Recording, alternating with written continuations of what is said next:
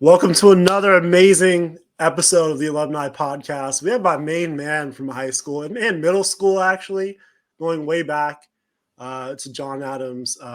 Our friend Aryan is here, and this is going to be super dope.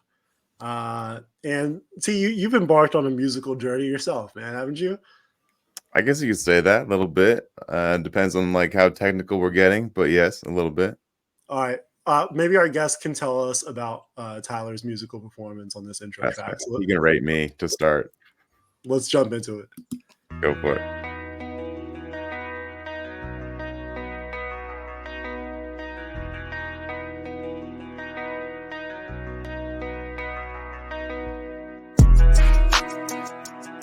We the alumni, ripping it up while you were gun shy. Run it back, reincarnated, graduated and elevated. Past lives of fast times from our high school and beyond education. Take a listen, nostalgia's never distant. No disses on this track, we handle our business.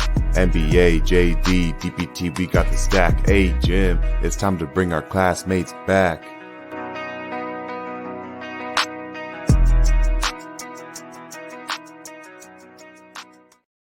Yo, we brought one of our classmates back. What's up, Aryan? That was sick. Good shit. Yes, a true musician said it was sick. I feel like I'm in the hot seat right now. What's with the plugs final thoughts thing on the screen still? Oh yeah, Jim, you gotta get that. You're the Jim, button man, Jim. It is what it is. Jim's doing the wrong buttons already. We're 2 minutes into the show. Come on, Jim, wake up, Jim. Come on, man, wake up. Whatever. Jim. What episode number is it? This is 21. 21. Still haven't figured out, Jim. Yeah, Jim. Come on. Aryan's got a piano in his fucking face. I got a fucking piano. I'm the buttons guy, all right? I have a tough job, okay? All right, sorry to cut you off. I have your yearbook signature. I'm actually going to read it, dude. Nice. Oh, no. Jim, you are... Did I say anything weird? But let's see. I don't think so. I think it's pretty much typical high school us at the time. Okay. We had a kind of a weird banter style. Jim, you are a good friend. I enjoy company, yes? Make friend with you in high school physical education, yes? University of Irvine, yes? Aryan. Nice. It was I guess that was like because for so long in high school we talked to each other like we were both like immigrants and we spoke no English. That's probably a continuation of that. It was literally our parents' influence, dude. Yeah, no, you would talk to me like that in class, I think in Spanish every single day, yeah. Probably because I wasn't very good at Spanish. No, or English, but it was me, you, and I think Yarden. Was Yarden in the class, or did we just hang out? Yarden. Dennis too. Dennis Hahn. Yeah, you, Dennis. Yeah. Yeah. Okay. And we made like videos. Yeah. I got your picture right here, dude. This is young Aryan. I don't know if you guys can see. Oh yeah, there at the bottom. Look at that suave guy. Yeah, with my $2 suit jacket from. Suit jacket. I mean, it's better than my suit jacket. I'll tell you that much. No. That is what it is. And I think it's time for the prize segment. No, we gotta rate the high school experience first, Jim. Yeah, you gotta rate your high school experience from 1 to 10, and then we'll put 1 to 10, real quick. Just what is your quick assessment, Aryan, of high school 1 to 10? I think the first 2 years was like a 2 or a 3, and then the last 2 years was probably like a 7. Okay, it's a pretty polarized experience. 4.5. That averages to 4.5. That would be one of the lowest we've got. 4.5 with the 2 to 3 freshman sophomore year. So that's interesting. Okay. Yeah. Safe to say Aryan did not like high school. Yeah. He didn't even buy a yearbook. He told us before the show. He didn't even buy a yearbook. That's how much he hated it. I was a bitch. I didn't buy a yearbook. Yeah. I didn't do anything. I didn't even go to graduation. I sat in the audience, but I didn't participate in graduation because that's how much I hated it back then. But now I'm like, I was overreacting maybe a little bit. I feel it, man. Yeah. That's fair. Let's put our man Aryan in the hot seat and see how we go. If he survives this. Yep, there you go. We got daydreaming in the background. And then 7 questions here, Aryan. 2 hall passes. So you can skip any 2 of these questions if they're too hot to handle. First one is going to be, who is your high school crush? And did you ever shoot your shot? High school crush. I don't remember her last name. I think it was like Natalie something. Yeah. Natalie something. She was like one like computer science class or something like that. Solid. Junior, senior year? When were you into that? I think it was junior year. Nice. Yeah. Very cool. Very cool. And did you ever let her know that you had a crush on her? No, I was very shy. I'm still shy, but I was even more shy back then. Even more shy. Okay. Fair enough. Fair enough. Question 2. Who did you have beef with or just didn't have a good vibe around at some point? I didn't really have too much beef. Yeah, Aryan didn't have beef, dude. There was a kid in. Yeah, sorry, go ahead. I can't picture it, dude. Yeah, I remember there's a kid in like I think it was like 9th or 10th grade who'd pick on me in PE, but I forgot his name too. I don't remember his name, but so it's like 14 years ago. Yeah, and like PE, like dudes would just like pick on each other like relentlessly all the time. Yeah, it was like a fake like prison circumstance. Yeah, it was really strange. It was like prison. It was prison. Yeah, I don't know why adolescents go through that stage. That's great. Question 3: did you drink or do drugs in high school, and then why or why not? I think for the first like 2 years, I was just such a fucking like geek. I just went home. I was like scared of like disappointing my parents. Go home, just like play fucking PS3 and shit, and like just like stay in my room. And then in 11th grade, I started like making more friends and like going out and shit. So I didn't have my first beer until I was like 17, and then I didn't even smoke until like after school either. So I was a model immigrant son back then. Respect. Okay. Yeah, that's how we connected, I think, is because like we were both sons of immigrants and just trying to do our best. Yeah, I was so afraid of my parents back then. I don't know why. No one else was. Have each of your parents ever met before, Jim? No. Your parents? No, I've been over to Aryan's house though. Okay. Oh yeah. Nice. Question 4 here. Now we're getting financial. Are you currently north or south of a 6-figure income? North. North. Nice. Okay. Very cool. And then as of this podcast, is your investment portfolio larger than your student loan debt? Yeah. Nice. Yeah. No student loan debt, probably. I don't know if you went to grad school. We'll get into that later. I went to grad school, but I dropped out. But I still owe like 50 or 60 grand, something like that. Okay. Gotcha. Question 6. He's rolling right through. I like this. What was your most embarrassing or awkward high school moment? Man, so many. I was like, I think between like 11th, 12th grade, I just like fucking like mess. I think it's because I didn't drink until like I was 17. So when I did start drinking and like parties and shit, I'd just go insane. I would like immediately, like I think everywhere I would go, immediately throw up. Ooh. And then just like say crazy shit for the rest of the night, and then just like black out and just like be so annoying. I don't know if I can single out a single time. There was one time where I was like fucking like so blackout drunk at a party, and I just like started crying, and it was just like a mess. Right. And like my friends like took me home and dumped me in front of my door of my parents' house, and my dad like found me, and then they were like trying to sneak away after they dumped me on the front porch or whatever. And then he was like, "What did you do to my son? What did you give him drugs? What did you?" They're like, "No, he's cool. He's just drunk." He's just drunk. Yeah, I think that's probably up there. Oh man, the many embarrassing moments I had. Yeah, I'll have a couple. That's solid. That is solid. Last question here. Did you have your first kiss in high school, and if so, who was it with? Yeah, I think it was. I feel weird. I'll say yes, but I'm not gonna say the person's name. I don't know. Okay. Pass on the name, but yes to the question. That's like a half pass. He got through the whole hot seat with a half pass. That's pretty good. Yeah. To be honest. So 1.5 passes left. Not bad, dude. Yeah. Pretty solid. Nice. Well, we're gonna take you to the Wayback Machine. Jim's up next. like way back in 2010. But honestly, I gotta play the hit song. It has 233 million plays. I use YouTube Music. That Aryan hit. So I'm just gonna play this in the background while I put you into the way back machine. Yeah. Sure. So way back in 2010, you graduated high school, man. Dr. Hugo Pedroza was your principal.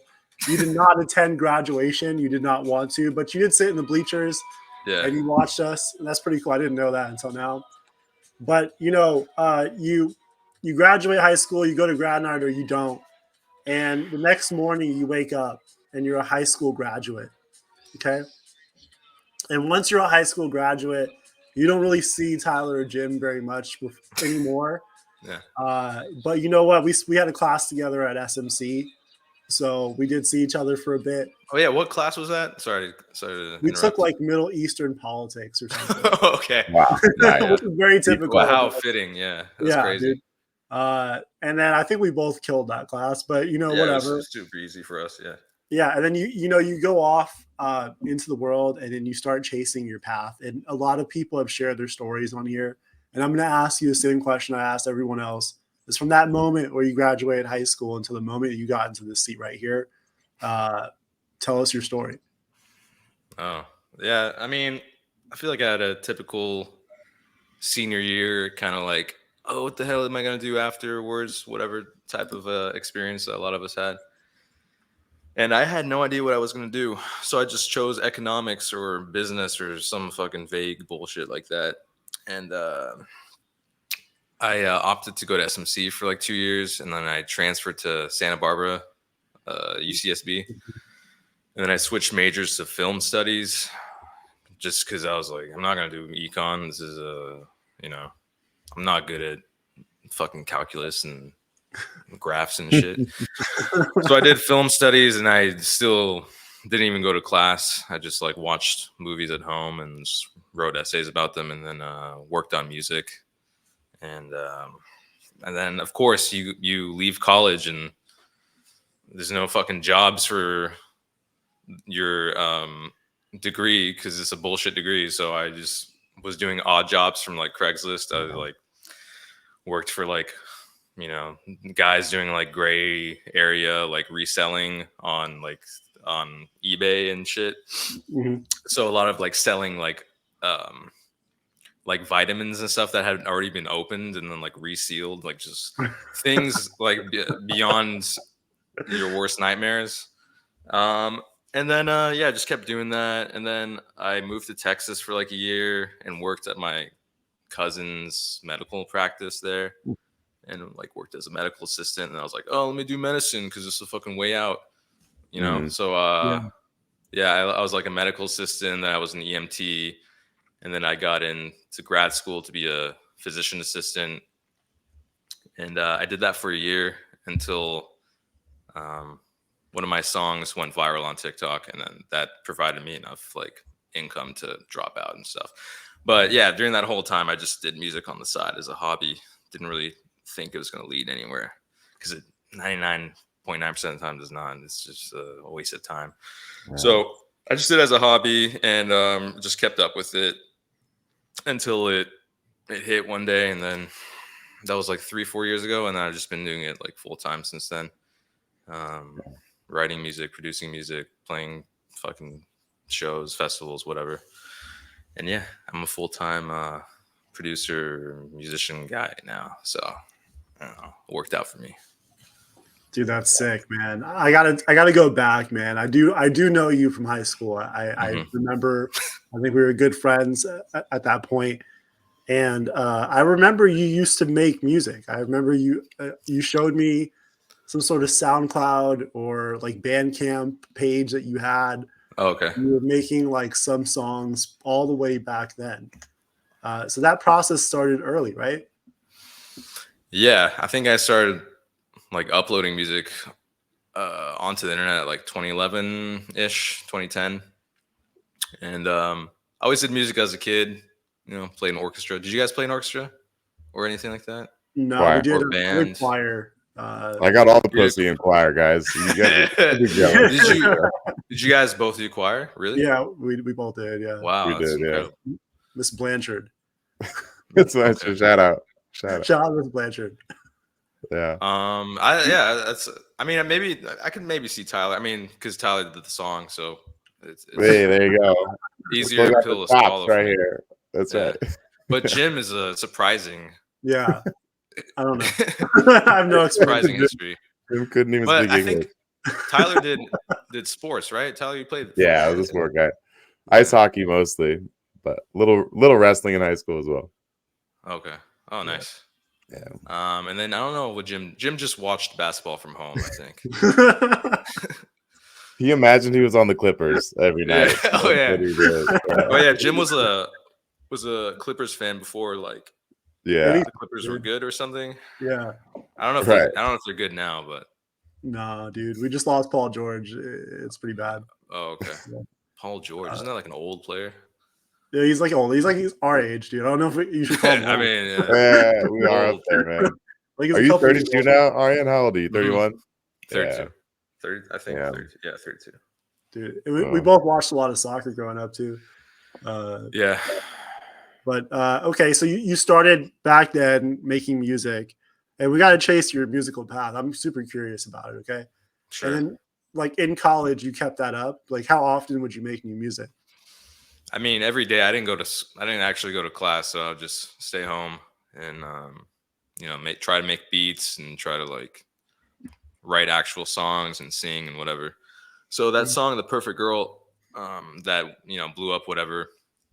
I made that beat in college, and then I didn't know how to like write lyrics and shit, so I just went online on like all those like lyrics websites and looked up The Cure and tried to find like random ass like Cure songs, and then I found one, and before I even like listened to the original song, I just like sang the lyrics of that original song on my beat, and then I was like, oh, let me just make it a cover so people can discover the song and whatever, like free clout type shit. Okay. Yeah, And it paid off.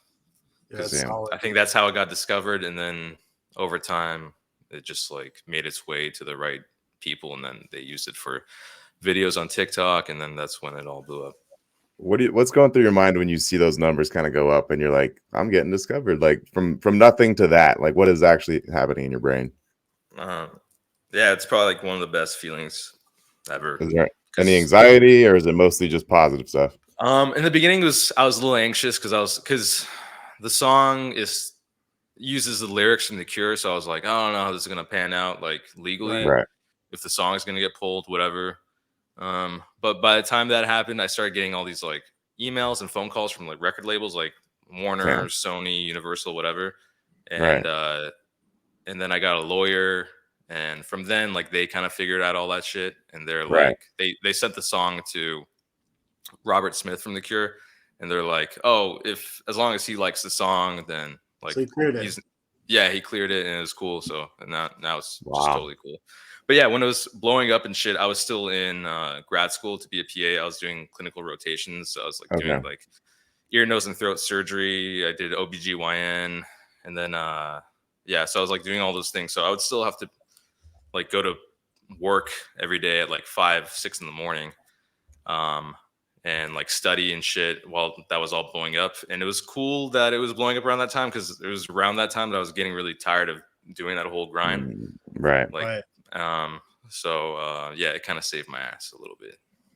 Because then I was like, oh, when the first like royalty checks started hitting, I was like, oh, this is fucking awesome. This is way more money than I've ever seen in my whole life. Right. I'm just gonna quit school. So I like told all my friends and family, and everyone's like, no, don't do it. Like you don't know what's gonna happen, whatever. And I was like, I don't fucking care. So I did it, and I made the right choice. That's incredible. Yeah. All right, so you make this song in college, and where do you even post it? Like, where? YouTube, SoundCloud? Yeah, it was on SoundCloud for 4 or 5 years, and then I posted it to like Spotify and like Apple Music and all that. Nice. Yeah. And then, was there one streaming system that worked better for you? Was it Spotify that blew up, or was it like something else? I don't know. I think I think it just like hit TikTok somehow, and then people started using it on their edits and their videos. there's like a viral like sound back then, which was like Sydney Sweeney from Euphoria, like saying some bullshit, and then the song was in the back, and then that blew up, and then yeah, so I think that's kind of how it started, and then people started using it on like fucking Sigma edits and like American Psycho and all that shit. So I don't know, none of it makes sense. It's the internet. Who knows? Yeah, I don't know. And then like, what's the process of actually like getting paid? Like, you post a song, it does well, and then like, where does the money actually, like, how does it even hit you? Yeah, it so whenever you upload a song to like Spotify or whatever, you got to go through a distributor. So that distributor will take your bank account information in the beginning, and then however many streams you do, like each stream basically has like a little monetary value. I think right now it's like a third of a cent per stream, something like that. Mm-hmm. But yeah, those add up. If you obviously if you get like millions of streams, like it's pretty good money. So I think the first like big check I got was like for 10 G's or 12 G's, something like that.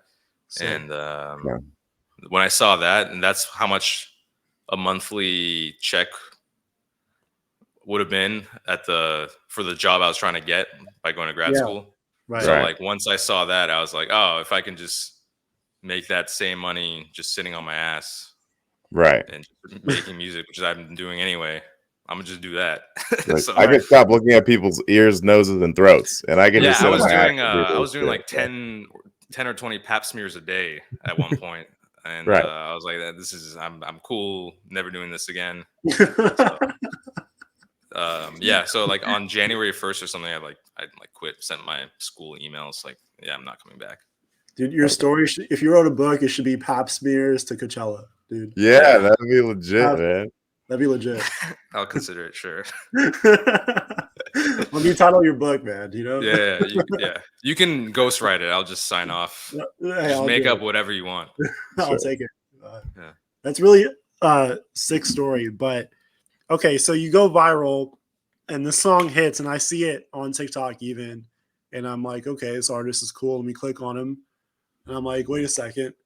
This artist looks a lot like one of my friends from high school. Like, how does it work? Like, do people come out of the woodworks? Like, is it like what people say?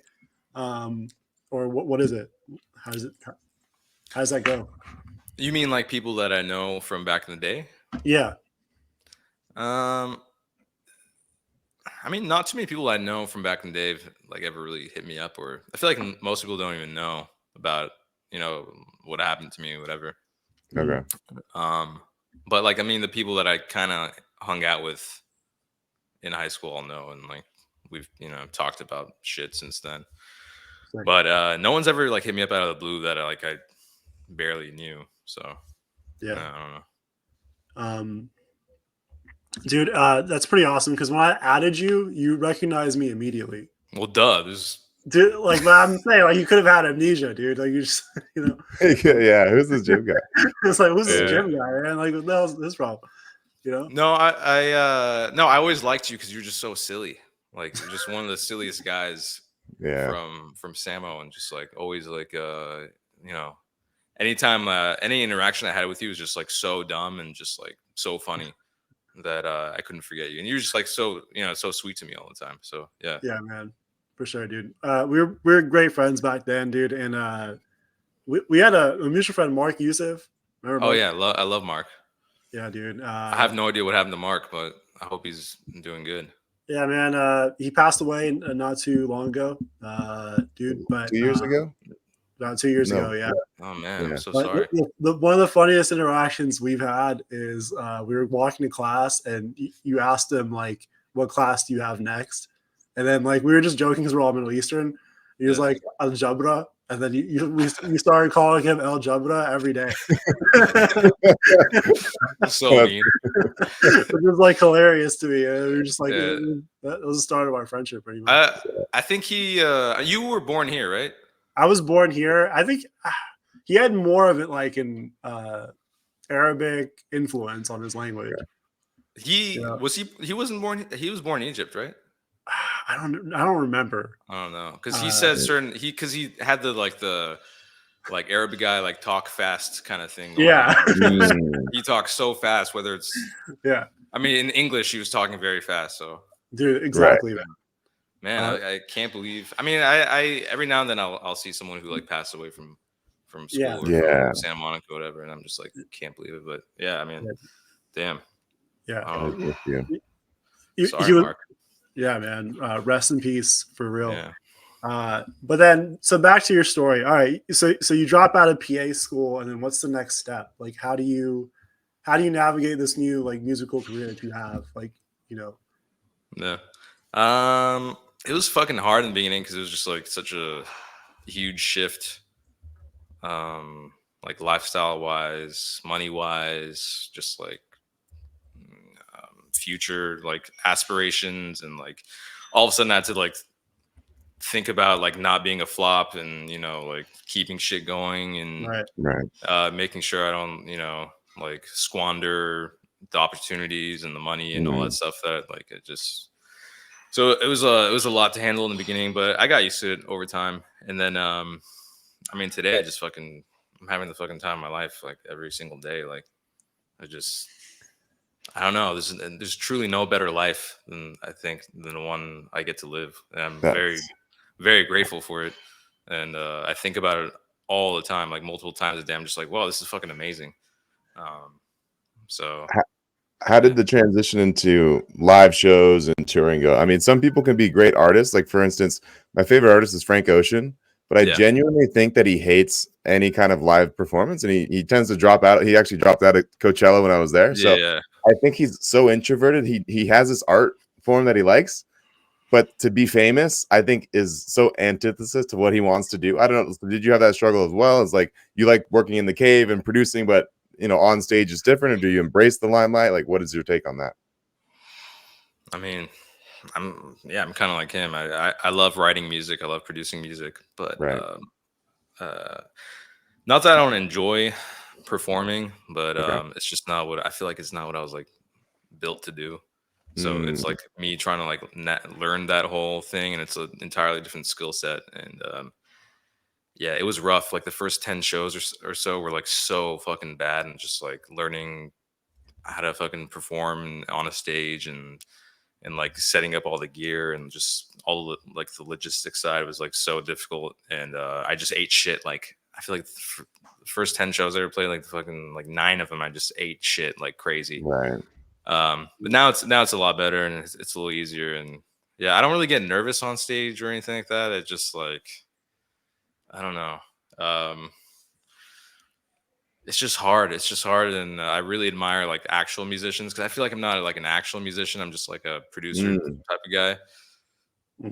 Describe the distinction there. What do you mean? What would an actual musician be like to you? Like musicians know how to fucking play instruments. They can just learn songs and just like, play them, recreate them, and then like and I'm pretty mediocre at like everything, but I know how to work like music production software so well, and I know like sound design so well, and all that stuff, like the other side of it. But I mean, you got a piano in front of you right now, so you could have fooled me. I mean, you look like a pianist from all I know. No, from the video. I have all the right gear and stuff, and if I swung the camera around, you can see like it looks very serious in here. But I don't know. I like writing music, but like fucking playing music is a whole different thing. It's just I really respect people that do it well. I feel like I'm okay. I can get by, but I'm not like booking fucking tours one after another all the time, and it's because I just don't think I can deliver like a fucking crazy show like a lot of other like top artists can. Or, I also don't have I don't allocate the budget to that shit, because like a really great show is like just requires so much investment, and it's not like I'm making too much I'm making good money on shows and stuff, but like not enough where I can pay the guys and pay everyone, and then like do the production, and then also keep some for myself. There's not much there, but I'm doing my best, and like the tickets are like $20. Like, what do you want? I'm trying to give you what I can for $20. I don't know. Right. Yeah. Exactly. What's the most lucrative part of the music business so far? Like, what makes the most money? Is it shows, or is it streams, or merchandise, or what is it? Yeah, that's a good question. So for like my peers, most people, from just talking to people, whatever, it's like merch does really well, shows do really well, and then like the streaming is usually last. I feel like for me it's flipped. Like streaming does the best for me, mostly because I'm like an internet kind of artist Mm-hmm. Okay. guy. So like my reach is like it goes pretty far. And then yeah, I mean I can make good money from playing shows and tours and stuff. Like it's not bad. I'm not complaining, especially some of like the festival shit. Like how much like Coachella paid me and stuff. Like that was really good money. But yeah, the bulk, like 99% of my money comes from like the streams. So yeah, just as long as I keep putting out music that people want to listen to and like I feel safe. I don't have like the pressure of like, oh, I need to go tour like a lot of people do, which is another huge blessing. How much of your music do you think you create maybe for yourself because it's something that you intrinsically like, versus how much are you doing writing on trends and audience stuff and what's out there? Like what percent would you say is just authentic to yourself versus like you think it's just going to hit because it's popular, if you had to decide? I mean, right now I'm in a good spot because like the shit I'm making is kind of trendy. So Okay.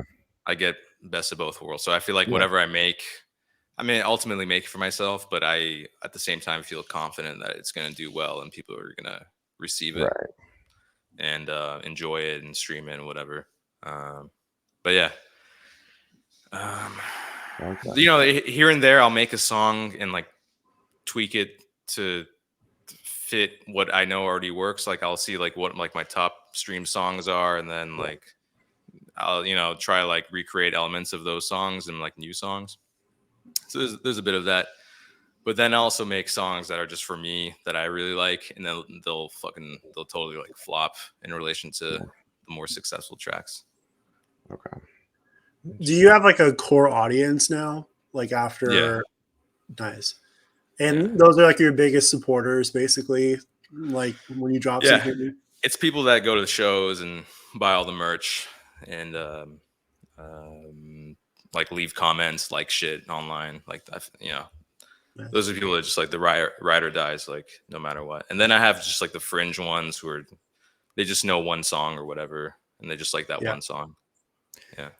Do you have any weird fan experience moments, like people reaching out or doing weird stuff to you? That's like across the line, I guess. Yeah, I mean, it's happened. It's happened. I feel like I usually just block them out or just pretend like it never even happened. I get weird messages on Instagram all the time, or like at certain shows, like I'll encounter like someone wants me to sign their chest or whatever, like crossing the line type of shit. Or that's a for sure yes every time. Or like that's what I was going to ask you to do, man. I was going to ask. I would after this show, we need.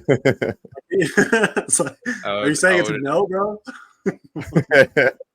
I'll sign Jim's tits, easy. Thank you. That's what we wanted. Okay, that's all we need. That's all we need over here. That's like, have you ever gotten like, I know you've gotten like some weird messages, but have you ever gotten like actual like hate, like few far in between. I know like on the goth subreddit, there's a few hate like threads about me, because the goth the goth subreddit's kind of famous for just being like super gatekeeping and just like kind of intense. So there's a couple threads about me on there where people are just like on their hater shit, and it's fun to read, kind of. But they also like wrote some shit that. What happened? It's like, have you seen the videos where it's like mean tweets and celebrities read mean tweets about? You should make a video like that on your channel. That's not a bad idea. on my TikTok or something, I feel like I should probably do that. That'd be funny. What were you gonna say? Sorry, I interrupted you. No, I was just just yapping. Yeah. So like your genre is like a little bit more non-mainstream, but it has a core following, it looks like. Yeah. So Reddit is where probably they share ideas about artists that they like in that genre. Yeah, it's like one place, but again, they're just like the Reddit crowd is more like I don't know, just Reddit's fucking weird. It always has been. Yeah. It's just like just the most like opinionated people go on there. Yeah. It's like that's their It's like that and Twitter. But I mean, again, like most of the fucking feedback I get, most of the comments I get, like 99% like just super like positive and like sweet. So Nice. luckily, I haven't had to face a lot of like hate, weird hate. Yeah. Focus on the good stuff, honestly. So in the next 10 years, though, like what do you want to accomplish as far as music and as far as like maybe life? Like, do you want to reach out of the music business at all? Do you want to stay in it and maybe just keep, feeding into the making new music? Or how would it go if I could just give you your way in the next 10 years? Yeah. I mean, I'm just so lazy. Like, I love my routine every day. I fucking wake up, go to the gym, like, go get coffee with my girlfriend. We just like hang out. She makes delicious lunches and dinners for me, and we drink wine and we just hang out and fucking have nice dinners. I just want to continue the same lifestyle, and I just want to make music and maybe like one or two more solo albums, and then just kind of just transition to producing full time for other artists, which is something I've already kind of started the process of. And then buy a house. I want to buy a house like next year, and fucking get that shit going, start a family, and then, I don't know, maybe transition to like the bar scene and like open a bar. That's like me and my girlfriend's dream together, is like open up a kind of like a wine bar type of thing. So I don't know. I expected you to say you go back to PA school and start doing pap smears. I fully expected that. I think I'm done. I fucking spent like 4 or 5 years like studying to do all that shit, and I don't remember a single thing. Right. I forgot all the medication names, all the diseases, like all the symptoms, like all that shit is out of my head completely. I don't think I can go back. I'm like a few degrees dumber than like 2 or 3 years ago. Yeah. Yeah. Oh man, that's wild. I have a question that I think most people want to know. Who's the most famous person you've met as a result of your music? I don't think anyone. Yeah, I haven't really. I'm a horrible networker. Like, I'm just like I don't hit people up. I don't hang out with anyone. Yeah. I'm still so shy, and like I don't want to bother people. So, I don't know. I did. I have recently worked with that guy Artemis, who's like had like a #1 song recently. He has like 45 million monthly listeners or something right now. He's kind of famous, I guess, but like an old like legacy type of famous person. I don't know. I don't think I've met anyone, to be honest. Okay. Not even performing at Coachella, like no one backstage or anything. No, I kind of just stayed in the trailer and was like freaking out, I think. Right. Walk us through that Coachella experience. So you're there 3 days, you get there, you have a trailer, you have a team. What are the logistics of pulling that show off?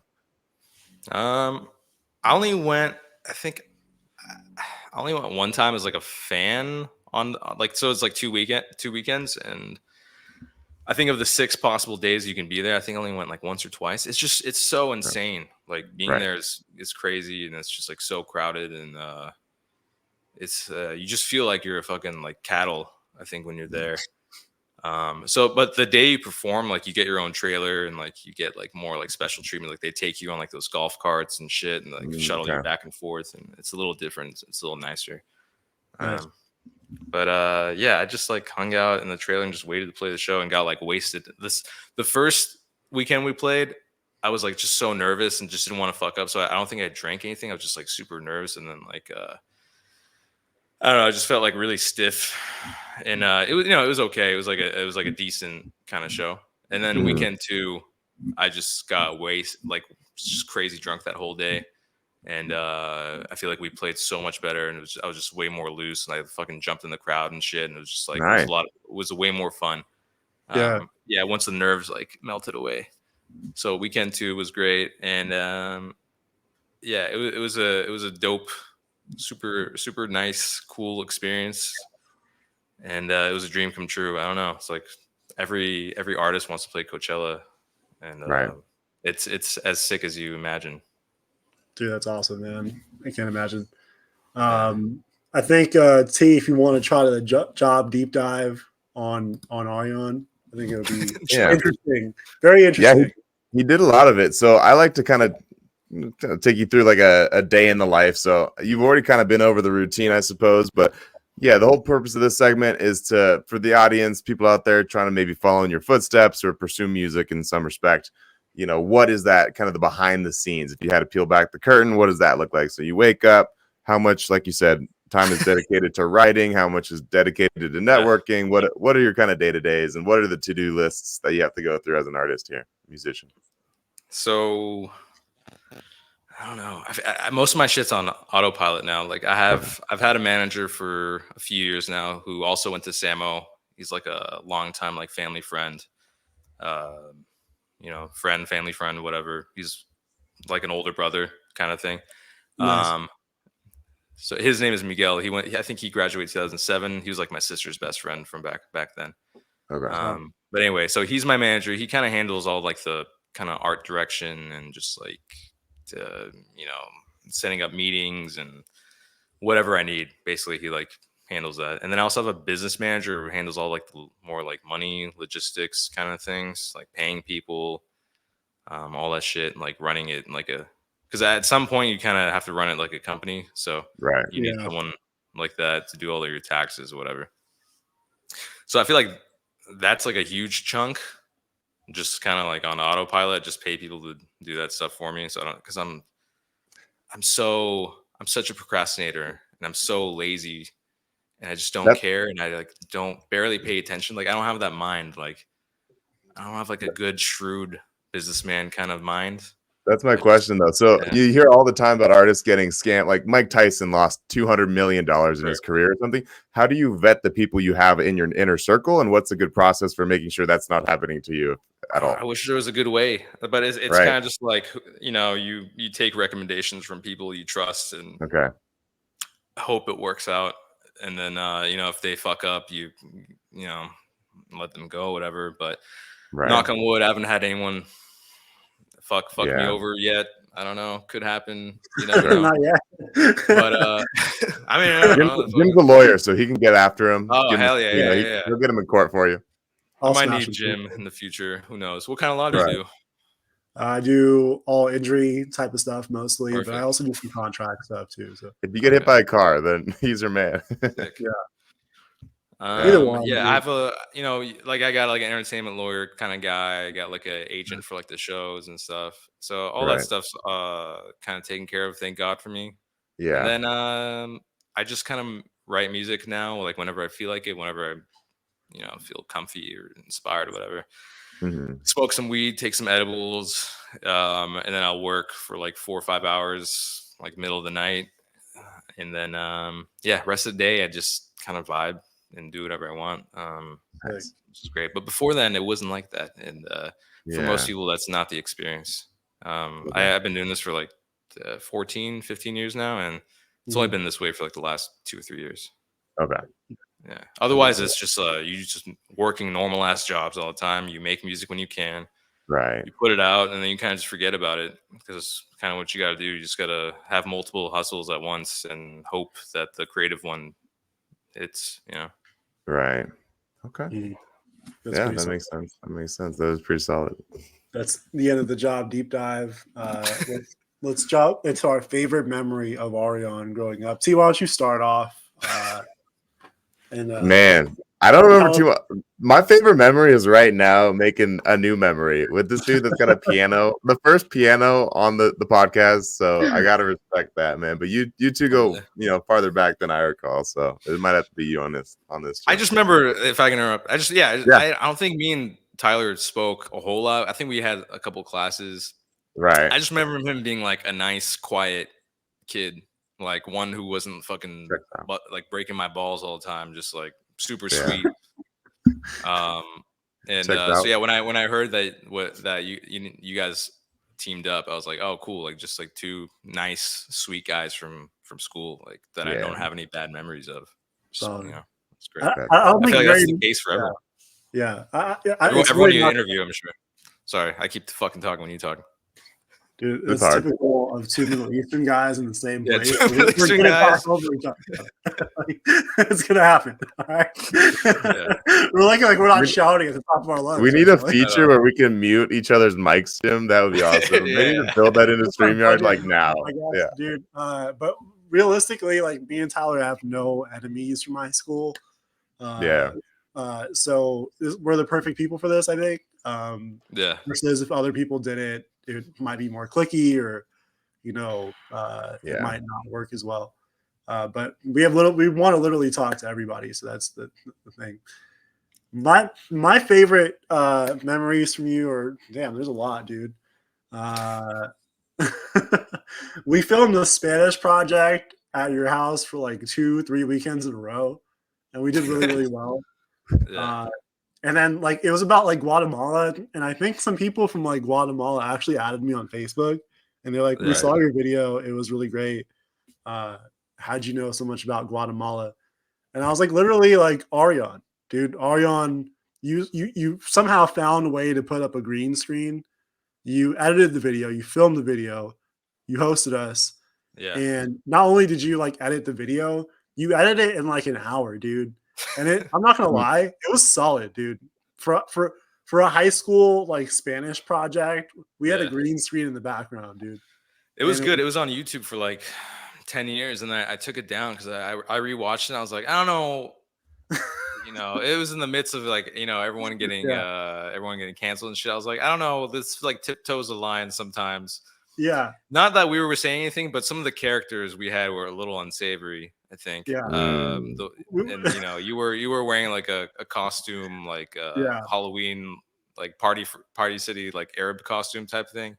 Dude, that was a simpler time. It was like 2008 or whatever. Like, I don't know. Yeah, it's different than cancel culture now. We'd be fucked. But so I had to take it down, and it was it was also on my like official like Moreau like artist page, because it was on the same account. So I was like, this is so like, this makes no sense. Yeah. Having all these videos together. Yeah. I'm glad. So I don't know. I don't know where it is. I don't know if I deleted it or just inactivated it. I feel like I might have deleted it. I don't know. It's in the cloud somewhere. Yeah. It is what it is, man. But honestly, it showed me like when I found out that you made music, and that's what like was your high point. I was like, I'm not surprised. Like your technical talent for like, I'm serious, like for doing all that stuff is really like, it was always there. Like, and you just tapped into it, and it works. Yeah. I loved making shit and, videos or whatever. Like every time we had a Spanish like project, like I would make a video. I think I made one before that one with like Giassi and someone else. I forgot who else was in there, but Giassi was in there. Nice. Yeah. And that one also was on YouTube. I also deleted that shit. That was fucking, I think that one was even worse. I think I was like cursing in Spanish too. It was like I was saying like disgusting things. I don't know how we got A's on those things. They're like pretty crude. Yeah. Right. I just think they were impressed with that. And you wrote the whole script, I think. Like you wrote the whole like story, and then you were just like you told us to like read certain parts. So that was pretty interesting. Oh yeah, I was commanding maybe. Yeah. I'm just imagining you guys like actually being famous in Guatemala to this day. Like you could be the president of Guatemala. You just don't even know. Like they worship you or something. I don't know. There was a lot of Guatemalans in the comments. It was seriously, there was a lot of Guatemalans. They're nice people. My coworker was Guatemalan, and he was awesome. They're very sweet. Yeah. They're great. I think we represented Guatemala in the right way for some reason. They liked it. That was their thing. Yeah. And the second memory I have is just like you guys used to come around us during lunch. And when I say you guys, it's like Anthony, Garcia, Devin, a bunch of people used to come around. We used to just hang out like somewhere around lunch. I thought it was cool, man. You know, it was good. We always had like some good laughs together. You know, we talked about the classes we were taking, or you know, I think you were an Arsenal fan growing up, and we would just talk about soccer or basketball, and it was a lot of fun usually. So I remember that about you. On that note, yeah, dude. We'll send them into the lightning round, and then we will go from there. Feed the ducks. Let's feed some ducks, Jim. Okay. 6 questions to close out the show. In good fashion, as always, here. So this is kind of be a walk down memory lane for Samo specific stuff. First one's going to be, what was the best off-campus lunch spot? Aryan. Oh, man. We didn't have much to choose. There was a taqueria, I think, across the street. I forgot what it was called. Man, that's the hot topic. Everyone wants to say taqueria, man. I think it was was it taqueria Chihuahua or something like that? Yeah. Okay. I think that was, we didn't have many options back then. We had like the Hawaiian barbecue maybe. Right. Yeah. And then we had gas stations and Tommy's. Jack in the Box. Yeah, Tommy's. Tommy's was a really fucking like we're giving up going to Tommy's. Yeah. Gas station hot dogs. Final answer. Yeah. Yeah. I would go across the street and eat like fucking Sabritones every fucking day. They would cut up my mouth. It was gross. Nice. Good memories for sure. Yeah. Question 2: what was the hardest class you remember from Samo? Must have been like a chemistry. So I was horrible at math and science. It was some chemistry class, like what's like the HP or AP? I think it was like HP, like 10th grade or something. There was there's honors, honors, and then there was AP. Honors. It would be like I was in honors, and I think I got like I think I barely scraped with a B- or like a C+, like something that sucked. Yeah. Fair. Which year of high school would you most like to relive? If you had to wake up tomorrow and do that full 12 months. I guess senior year. I don't know. That's like the only year I had fun and was like living it up. But I also was doing crazy shit and just like, you know, embarrassing myself at every opportunity. Right. So I don't want to relive any of it. But you know, for that time, it was pretty fun. We'll skip the blackouts that you talked about earlier. We'll just kind of move on. Fair enough. Would you rather have a late start Wednesday or an early release Friday? Oh, late start. I was asleep first 2 periods of like every day. I was one of those kids like head on the. I was so gross. Like I was like a snotty kid because I had bad allergies. So I was just constantly like snotty and blowing my nose. It was no wonder I had a hard time in high school. I was just disgusting. Like, but I try to stay out of people's way. I knew how gross I was even back then. But if I could sleep in, that was amazing. I feel you. We used to have morning practice in wrestling at 6:20 in the morning, and it was just it shouldn't happen. Even fair to kids. For high schoolers, that shouldn't happen. That is so bad for your circadian rhythm. It's terrible. Anyway, who was the hottest teacher at Samo? Good transition. I don't know. Then weren't they all everyone was kind of ugly. They're all pretty mid. I'd say that. Yeah, they're all pretty mid. For real. I don't think I had any hot teachers, but I remember hearing about like a hot science teacher or something. Like I don't know. It was the rumor at school. Yeah, dude, everyone was fucking old and like it was like Mr. Kim and like fucking people like that. Like I don't know. Right. You know? I mean, Mr. Kim was a great guy, nice guy. Yeah. But you know, was he a looker? I don't think so. I don't know. We're gonna get him on the pod. We'll find out if he's still alive. Yeah, well, I hope so. Shout out to. I mean, I remember I was such a fucking menace in his class. Like I had like this I had a weird ass smartphone back then that had like an IR sensor. Like a BlackBerry. And I would just turn his TV on and off during class and just. Oh my god. You put like videos on or movies on. I just turned the TV off like a second after he puts it on, and he just it was. And then someone told him it was me, and then he hated me from then on. Wow. And I remember I saw him at like Mitsuo or something like a year or two after high school, and he just like did not want anything to do with me, and I don't blame him. I was a piece of shit. Yeah. You should write a song about him. That'd be great. Full circle. Yeah, I don't know. Last question is, well, speaking about songs, what song from our high school era is still on your playlist today? Oh, great question. It's a throwback. I don't know. 2000s. I think we entered school 2005 or 2006. Yeah, 5, 6 to 2010. 2010. That was a dark. Yeah, that was a bad time for music. Like everything. It was like recession era music. Everything was fucking shit. It was all Katy Perry, Kesha, like fucking. Yeah, TikTok. Yeah. Nothing on my playlist. I think back then I really liked. That fucking. What's that Kanye? Fucking album came out 2007 or 2006. Was it Graduation? Was that? Or yeah, it was probably. I remember one of those. That one's got some good songs on it, but everything else that time. Oh, Justice. Remember Justice? I love Justice back then. It's French Electro. Okay. I don't know. Yeah. French Electro. I gotta look that. Most of the music then it was so bad though. Disgusting. Yeah, we did have that weird recession vibe for a couple of years. You're totally right. I forgot. Man, that's wild. But that was the official lightning round. So we're gonna hit him with the last little plugs there, Jim, that you jumped the gun on in the first 2 minutes of the show. Look, man, the button guy has a hard job. Get out, Jim. As Aryan will tell you, pressing buttons is hard as shit sometimes. Yeah, that's his job, man. That's his entire job.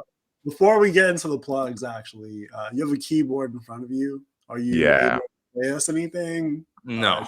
Play like a middle C. Can you point to middle C? I think it's. That's the artist test. That's the musician test. I think it's that one. I don't know. I'm no music theory. I don't know anything. I'm a fucking monkey. When it comes to like everything I do, I barely scrape by, and through I don't know. I've been touched by God, I guess, with incredible luck because I don't know. There's plenty of people who were paying attention in orchestra, got lessons as kids, studied music maybe in college, who on paper probably deserve what I got, but you're here, man. You're the chillest, like zero fucks given, successful person I know. So that's something, man. That's something. You're the chosen one, bro. You're the chosen one, bro. That's right. I like it. Yeah, I like that one, chosen one. You're the chosen one. Anyway. I think Yarden Schwartz is the real chosen. Yarden Schwartz. I would love to get Yarden Schwartz. We gotta get. Who do you still talk to from high school? I guess. Anybody? I'll see Anthony Garcia every now and then. We went to a mutual friend. Well, one of my good friends who's also in my band. His band was playing a show, and I ran into Anthony Garcia at that show. Okay. So, but otherwise, I'm sure there's people. Matthew Shane's a really good friend of mine. Okay. And I see him. I've been seeing him regularly since high school, basically. And he's a great friend. Love that guy. I don't know. I feel like I have a shared experience. After high school, you don't really see fools anymore. Yeah, you're right. That's why we're doing this show, man. We appreciate you being on. Yeah, of course. Thanks for having me. It was fun. Just to see you guys is really nice. Yeah, honestly. You get the last segment of this podcast to plug anything you want. Give a final thought to your classmates or anybody watching. Anything you want to say, get off your chest. The floor is yours. Just tune into Alum Pod, and that's first guest to say it. Let's go. Otherwise, just have a good time, enjoy yourselves, and be nice. And I don't know, the same bullshit. Yeah. Same old shit, man. But we appreciate you coming here, Aryan. It's been super real, and we appreciate it always. Of course. And just like that, that's the Alumni Podcast. Go show Aryan absolute love. Play his songs a million times on all your streams. We'll put them in the show notes. Yep. We'll put it in the show notes. And thank him for coming on and actually sharing his story with us, because he could have blew us off, but he didn't. And we appreciate that. And that's a sign to anyone that we asked to be on here to actually come on. There's no excuse. And just join, dude. Just tell us your story. What so you guys have 20? You said it's like 21 or 20? Yeah, 21. 21st episode. We're going to 200 at least. or 2,000. I don't know. How many people are in the 2,000. class? Like 800 or 830. Yeah. 800 something in our class. So we got a lot of work to do. We gotta bring all y'all on, man. Yeah. Just if you can get 100, I'd be impressed. I don't know. Yeah. That, I mean, 1/8 is not who's like a standout so far, you think? Ooh, good question. I mean, we've had Madeline Mann, who really put the house down on that one. We're going to have AJ Perez on. Nice. That should be good. Yeah. AJ is another good successful Yeah, guy. it'd be awesome to get on. There's quite a few successful people from our grade, to be honest with you. Yeah. I mean, Samo High. Yeah. Big school, big area, a lot of big happening area, there. big school, lots of people to talk to and get kind of like what their path was like. And that's really why we started this podcast, was to really do that. Where can you like watch this shit? YouTube, on YouTube? Spotify, Apple Podcast. Yeah, the Alumni Podcast. Okay. Should show up at this point. You know, we've had several amazing people on. Al Noor came on. You know, we've had some people that, you know, dropped out of SAMO like 10th grade, 9th grade too. So that's really interesting stuff. But yeah, please go find us. Go stream Aryan stuff. What's your artist name, Aryan? It's Moreau. It's spelled Mareux. That's right. Go search that and find it and play his stuff. All right. Peace, guys. Thanks, guys. Peace.